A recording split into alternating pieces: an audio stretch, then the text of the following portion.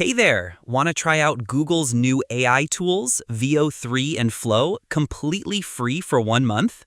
Stick around because in just a few quick steps, I'll show you how to activate your free trial using Google Gemini. Let's go! First, head over to gemini.google.com and sign in with your Google account. If you're not signed in yet, just click the Sign In button at the top right. Next, look at the top right corner of the page. You'll see an Upgrade button.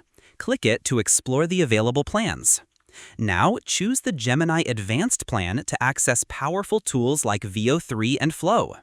You'll need to add a valid payment method, but don't worry, you won't be charged immediately. Google gives you 1 month free to explore everything first. Once you're in, you can instantly access VO and Flow with your upgraded Gemini experience. And here's the best part, you can cancel any time before the month ends and you won't pay a thing. And that's it. In less than 2 minutes, you've unlocked Google's best AI tools for free. If you found this helpful, don't forget to like, subscribe, and hit the bell so you don't miss more smart tech tips. Thanks for watching and enjoy exploring Google Gemini.